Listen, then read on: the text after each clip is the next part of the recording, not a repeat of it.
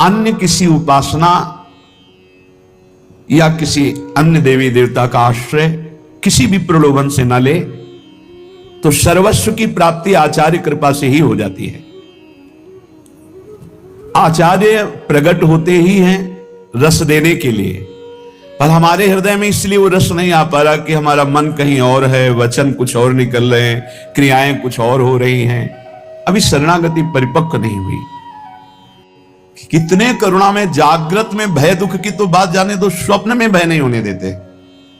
मुस्कुराते हुए युगल सरकार वहीं कोई न कोई अद्भुत ऐसा लीला करते, बचाव पक्ष प्रकट होता है, फिर जब नेत्र खुलते हैं तो चिंतन करके रोना आता है। कितना प्यार करने वाले लोग क्यों नहीं समझते, प्यार के लिए तड़प रहे सब, और प्यार का समुद्र उफान पे है, प्रिया प्रीतम इनकी तरफ क्यों नहीं मुड़ते, शरीरों के प्यार में क्यों लगे हुए हैं, एक दूसरे के शरीरों में आकर्षित क्यों हो रहे हैं।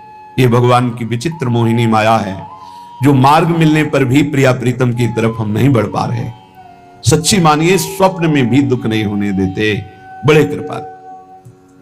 स्वप्न में भी सरकार भय नहीं होती, स्वप्न में भी आप सच्ची मानिए।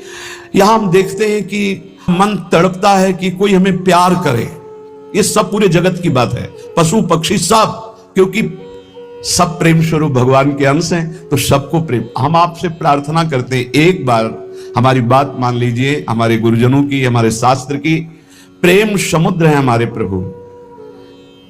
आप कहोगे कि आप साधु महात्मा हो इसलिए प्रभु आपसे प्रेम करते हैं, प्रभु का ऐसा स्वभाव नहीं है। बस प्रभु को एक चीज चाहिए, प्रभु के सिवा आपका अंतर से कोई अपना ना हो, बस इतनी बात करने के लिए सारे शास्त्र, सारी साधनाएं, सब कुछ है। कुछ बातें ऐसी जो शब्द हमारे पास नहीं कि हम कह सकें, बस ऐसे ऐसे कर ले तो जान लेना कि असमर्थ हैं, बता नहीं पा रहे, वो शब्द नहीं। बस एक बात प्रभु को चाहिए कि प्रभु के सिवा हमारा अपना कोई नहीं, अंदर से, बाहर से, अंदर से आपके अपना कोई ना हो। फिर आप चमत्कार देखिए हमारे प्रभु का। चमत्कार का मतलब ये नहीं कि आप चल नहीं पाते तो चल लेंगे, आपको दिखाई नहीं देता तो ये नहीं, ये सब लौकिक बातें हैं। हर क्षण प्रिया प्रीतम आपको अपने समीप दिखाई देंगे। इतना सुंदर रूप लाडली जू का है कि बस रोते ही रहो, इतना मतलब प्रेम की मूर्ति हमारी प्रिया जो बात बन गई। एक बार इष्ट जिसे स्वीकार कर लेता है, दोबारा कभी किसी भारी से भारी अपराध होने पर भी छोड़ता नहीं। बस ये स्वभाव हमारे इष्ट का, इसलिए हम जीत गए, इसलिए हम जीत गए। मानव देह मिली, गुरु शरणागति मिली, वृंदावन मिला, मैं धन्य हो गया, मुझे कोई संशय नहीं, अपने ऊपर संशय ही संशय है, पर आराध्य देव की कृपा पे कोई संशय नहीं। यही कहलाना चाहते हैं, यही, और इसी से काम बनता है, इसी से काम बनता है। एक एक सेवा, एक एक वृत्ति भगवत प्राप्ति कराने में समर्थ है, यदि आप विश्वास कर ले। श्री वृंदारण्य धन्योष्मी, मैं धन्य हो गया। क्या आप नहीं कह सकते मैं धन्य हो गया? क्यों कुड़ रहे हो, क्यों जल रहे हो, क्यों शोक में जीवन व्यतीत करो? देवताओं को भी दुर्लभ है मानुष्य दे, बड़े भाग मानुष तन पावा, सुर दुर्लभ सदग्रंथन गावा। देवताओं को भी दुर्लभ, क्या दुर्लभ देवताओं को, क्या दुर्लभ देवताओं को? देवताओं के पास जो वैभव है मूर्छित हो जाओगे देख के, क्या दुर्लभ। देवता जब ऐसे निकल जाए तो पूरा वातावरण सुगंधित हो जाएगा। आप अपनी ही यही की आप देखो, ऐसे पसीना की दुर्गंधें आती है, घृणित दे, क्या दुर्लभ क्या है इसमें? भगवदानंद। देवता भगवदानंद नहीं प्राप्त कर सकते, आप इसी जन्म में दिव्य भगवदानंद प्राप्त कर सकते हैं।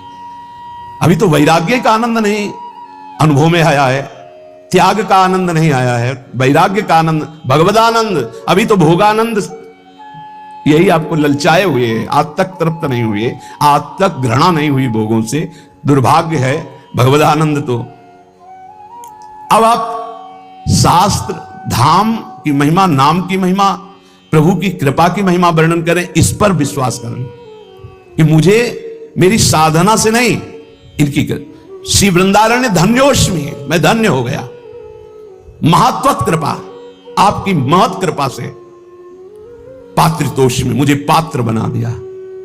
बस लोहा कभी सोना नहीं बन सकता, यह तो पारसमणि का चमत्कार है। मैं कभी श्री जी को नहीं प्राप्त कर, ये तो मेरे गुरुदेव की कृपा, मेरे आचार्य की कृपा, मेरे इष्ट देव की कृपा, महत्वत कृपा। पात्रोष्ट, मुझे पात्र बना दिया। वो बनाते हैं पात्र, छू गया तो लोहा सोना बन गया। ये तो हम ये न दत्तो, मुझे वो दिया जो विधि ब्रह्मा शुक परमहंस सुखदेव जी सनकाद्यर्थनीय सनक सनंदन सनातन सनत कुमार स्ववासा आप में अखंड वास की याचना करते हैं। करोड़ों माताओं जैसा प्यार है। एक बार भगवत प्राप्ति अगर करोड़ों बार होनी होती तो उसका भी वादा कर देते हैं, एक बार होनी, सच्ची मानिए एक बार होनी। फिर हम दोबारा पुनरावृत्ति कर रहे हैं। श्री जी का चरणामृत रोज पीना, रज रोज लगाना। धाम में नहीं वास हो रहा है तो रोज धाम का एक बार परिक्रमा या चिंतन जरूर करना, और जितना बन सके उतना राधा नाम जपना। 24 घंटे में सोने से जगने से सोने तक हर समय को भगवत अर्पित करना, पक्का भगवत प्राप्ति हो जाएगी। मान लो हमारी बात। पर जैसे हम प्रभु को कोई गंदी चीज का भोग नहीं लगाते, ऐसे कोई गंदे आचरण हम अपने प्रभु को समर्पित नहीं कर सकते। तो हम गंदे आचरणों से बचे, कुमार्गगामी प्रवृत्तियों से जहां तक हो सके हम बचे। भगवत प्राप्ति बहुत सरल है, इसलिए सरल है कि माया बहुत कठिन है। तो भगवत प्राप्ति कठिन रख दी जाए तो दोनों कठिन हो जाएंगी ना। एक सरल रखा जाता है, एक कठिन। वैसे भी बिजली के तार में नहीं रहते कि हाँ ठंडा गरम, देखो इनको मालूम ठंडा गरम। अगर दोनों गरम गरम हो तो शायद नहीं चल पाएगा ना, दोनों ठंडा। भगवत प्राप्ति बहुत सरल है, लेकिन उल्टा बोला जाता है कि भगवत प्राप्ति बहुत कठिन है। माया की प्राप्ति कठिन ही नहीं, अत्यंत कठिन है। कितने जन्म हो गए हमें इस माया के प्राप्त करने के लिए भटकते हुए। है हाथ में, बोले है बैंक में इतना है, इतना इतना, मरोगे फिर बताना कितना है। हर बार लुटते चले गए, कभी माया हाथ नहीं आई। और आज अगर 10 बार राधा बोला है तो तुम्हारे हाथ में 10 बार राधा नाम है। बोलो ये सरल है कि वो सरल है? दिन भर प्रपंच बोलते रहते हो, माया का तुम्हारे हाथ कुछ नहीं लगेगा। और दिन भर एक दिन सुबह से शाम तक कीर्तन कर लो, तुम्हारे उद्धार के लिए उतने कल्याण काफी कर देगा, उतने कर देगा। ध्यान रखना, ये बात पे विश्वास मान लो। एक बार कहा था सत्संग में, 24 घंटे में 24 मिनट हमें दे दो भाई, 24 मिनट। रोज अगर 24 मिनट तुम राधा राधा बोलोगे, भगवत प्राप्ति पक्की हो जाएगी। कितना सस्ता है। हमारी बातों पे विश्वास नहीं करते, नहीं तो खूब भजन शुरू हो जाए। किसी किसी को लगता है भगवत प्राप्ति भगवत प्राप्ति भगवत प्राप्ति लगे रहते, यही जरूरी है, नहीं तो फिर भटक जाओगे, फिर भटक जाओगे। 83,99,999 योनियां, एक एक योनि में लाख लाख प्रकार के जीव भटकते घूमोगे। इसीलिए बार बार हम रोज यही चर्चा करते हैं, एक बार कमर कशो, इस जन्म में भगवत प्राप्ति कर ले। वृंदाटवी कोटि मात्र परम स्नग्ध स्वभावे, करोड़ों माताओं से बढ़कर प्यार वृंदावन करता है। कैसे बताएं? परोसा हुआ भोजन है वृंदावन का आश्रय, परोसा हुआ भोजन। न सामान लानी, न सिलेंडर, न चूल्हा, न बनाना, न बर्तन, परोसा हुआ बस पा ले। मान लो हमारी बात। वृंदावन का आश्रय आचार्य शरणागति का मतलब परोसा हुआ प्रेम पदार्थ, बस पा लो आप। नाम वाणी जहां से हम श्यामा तहां पा लो ये नाम वाणी प्रसाद। साध्येर नित्य विचार्यमान परमाश्चर्य प्रभावे पदम। आहा, जो वृंदावन का आश्रय लेकर शरणागति लेकर वृंदावन रसो उपासना का भजन करता है, तो कह रहे हैं कि परम आश्चर्यमय पद की प्राप्ति होती है, जिसकी आकांक्षा रमा, शिव, ब्रह्मा और बड़े बड़े ऋषि मुनि देवता गण भी नित्य याचना करते रहते हैं। अब आप कहोगे कि कहां याचना करें, तो आपके पास दृष्टि नहीं है। सच्ची मानिए, आप उस धाम में बैठे हैं जो बड़े बड़े महत्पुरुष याचना करते हैं कि मुझे यहां वास में 60,000 वर्ष तक ब्रह्मा जी ने आराधना की कि गोकुल की कोई लता गुल्म औषधि बन जाए। उद्धव जी ने याचना की वृंदावन की कोई भगवान शिव आदि याचना करते हैं कि मुझे श्री स्वामिनी जी की चरण रज में अखंड वास मिले, किशोरी के चरणारविंद की रज मिले। कितनी हम पर कृपा हुई कि हमें तो मांगना भी नहीं आता था, श्री जी ने दे दिया। अपने दासों को सदा अत्युत्तम परमाश्चर्य में पद प्रदान करने वाली वृंदाटवी करोड़ों माताओं से भी बढ़कर वात्सल्य प्रदान कर, दुलार करने वाली है। देखो माता का दुलार कैसा होता है जानते हो? एक किसी बालक को लाख लोग दोषी ठहरा दे और यदि एक संत कह दे तो लाख लोगों की बात न मानकर संत की बात मानी जाए, और यदि 10 संत कह दें तो फिर पक्का ही हो जाता है, और अगर गुरुदेव कह दें तो फिर तो संशय नहीं होता। लेकिन मां का इतना बड़ा विशाल हृदय होता है कि वो पुत्र के पक्ष में रहेगी, न 100 के, न संत के, न गुरुदेव के। ये मां का स्वभाव होता है, वो रहेगी अपने बच्चे के पक्ष में। बहुत मस्ती से हम कह रहे मान लो हमारी बात, बस ये पकड़ लो, नहीं पकड़ में नहीं आएगी। अंतर की वृत्ति प्रभु में जुड़ जाए, अपनापन हो जाए, स्मृति अखंड जुड़ जाए, वो धाम से, नाम से, रूप से, लीला से अंतर की वृत्ति, हमारा सारा का सारा भाव सत्संग का अंतर की वृत्ति से रहता है। तुम पौशाला खोलो, औषधालय खोलो, बड़ी व्यवस्थाएं सब करो, ये सुकृत है, सुकृत पुण्य एक झटके में खत्म हो जाने वाला है। ना दान लेने वाले ब्राह्मण की गऊ आ गई, दान दे दिया, वापस नहीं दे पाए तो गिरगिट बन गए, एक झटके में खत्म होने। देखो कृष्णदास जी अधिकारी पद पर थे, श्रीनाथ जी की समस्त सेवा विधान के अधिकारी थे श्रीनाथ जी, और वो अपने लाडले ठाकुर के लिए स्वयं जाते थे आगरा सेवकों के साथ विविध प्रकार की सेवा सामग्री खरीदने। श्रीनाथ जी अन्योर के पास गिरिराज जी में जहां प्रकट हुए वहीं विराजमान थे उस समय। आप इस बात पर बहुत ध्यान देना, भगवत प्राप्ति की बात कह रहा हूं। वहां गए तो सैकड़ों लोग घेरे हुए थे, तो सोचा क्या हो रहा है देखें, तो एक वैश्यावृत्ति से अपना जीवन निर्वाह करने वाली नवीन वैश्या नृत्य करके लोगों से अर्थ ले रही थी। नाचना गाना रिझाना, कोई 10 कोई 5 कोई 1 ऐसे।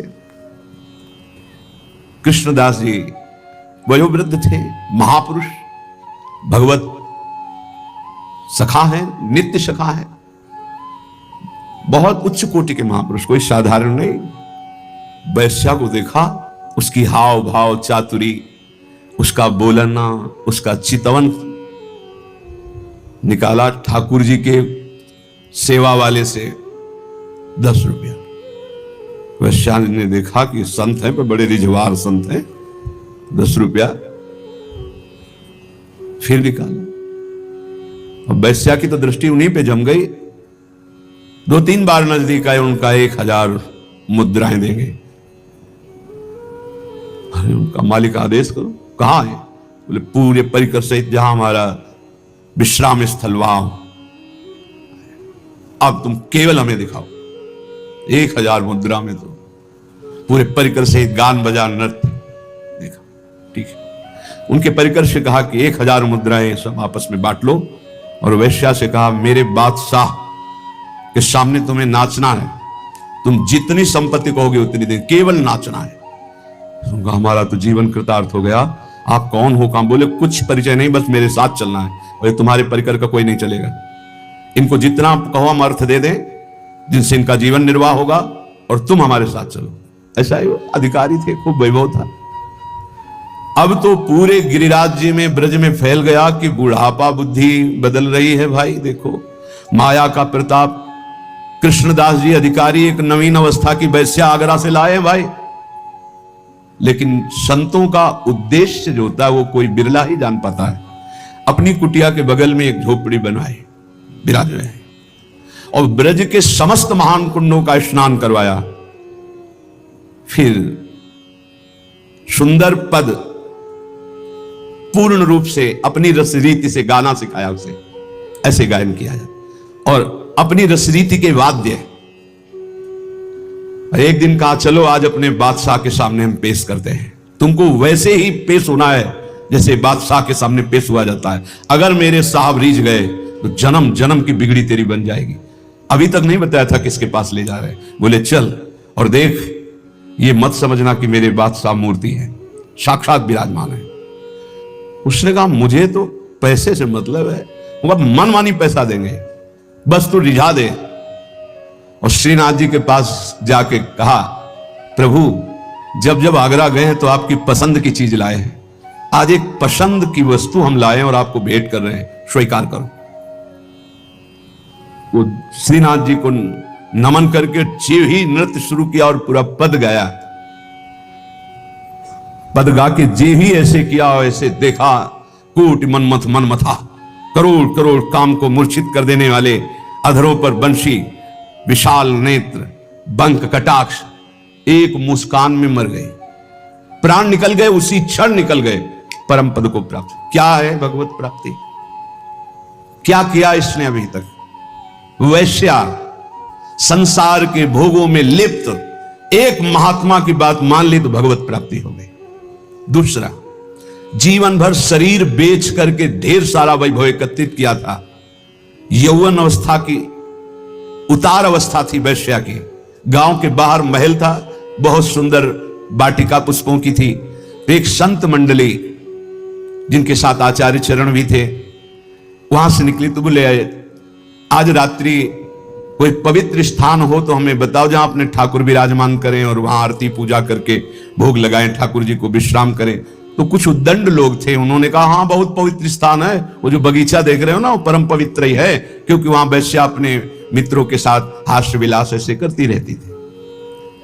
संत सरल चित्त, कहीं कोई संशय नहीं, विश्वास, गए वहां, जल छिड़का, सोहनी लगी, ठाकुर जी विराजमान हुए। बस थोड़ी ही देर में भोग लगने के बाद जब आरती हुई, संध्या आरती, तो शंख घंटानाद, वैश्या ने सुना कि मेरे बगीचे में शंख घंटानाद कहां से? मैं तो नीच आचरण कर, दृष्टि डाली तो एक से एक परमहंस महात्मा। ओहो, मुझ अभागिनी के भाग्य खुल गए, ये भगवत प्रेमी महात्मा कहां से आ गए? अभी तक तो कौओं जैसी चेष्टा करने वाले लोगों का संग ये हंस कैसे आ गए हमारे बगीचे में? आज मेरे ऊपर भगवान की विशेष कृपा, अहेतुकी कृपा, क्योंकि मेरे कोई ऐसे आचरण नहीं जिससे भगवान प्रसन्न हो, क्योंकि बिना भगवान के प्रसन्न हुए ऐसे महापुरुषों का दर्शन कैसे हो सकता है? गई, स्वर्ण के कुछ मुद्राएं, चांदी की मुद्राएं, कुछ फल मेवा आदि रखकर, महाराज स्वीकार करो। कौन हो तुम? भगवान जिस बगीचे में बैठे हो इस दासी का ही बगीचा है। कौन हो तुम? वैश्यावृत्ति से जीवन निर्वाह करने वाली हूं, मैं वैश्या हूं। कहा बेटा कोई बात नहीं, भगवान की तो सब संतानें हैं, कोई बात नहीं, पर हम लोग तुम्हारा ये फल, ये धन, ये भोग सामग्री नहीं पा सकते, शास्त्र मर्यादा है। तो क्या भगवान हमारे उद्धार के लिए कोई रास्ता नहीं?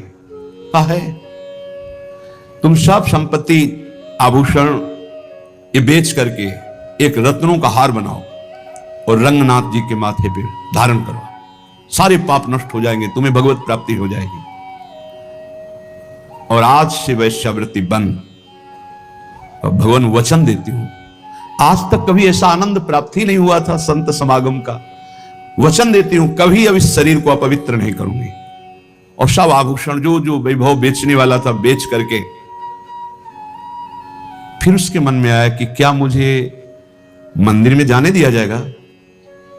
आचार्य चरण से प्रार्थना की, प्रभु मैं वैश्या हूं, प्रसिद्ध हूं, क्या मुझे मंदिर में जाने दिया जाएगा? तो उन्होंने कहा जब हम आदेश करेंगे तो मंदिर में जाने दिया जाएगा, तुम अपने हाथ से समर्पित करना, प्रभु स्वयं स्वीकार करेंगे। जब द्रवई दीन दयालु राघव तो साधु संगति पाई, जब साधु संगति मिल जाती है तो संस्कृति का अंत हो जाता है।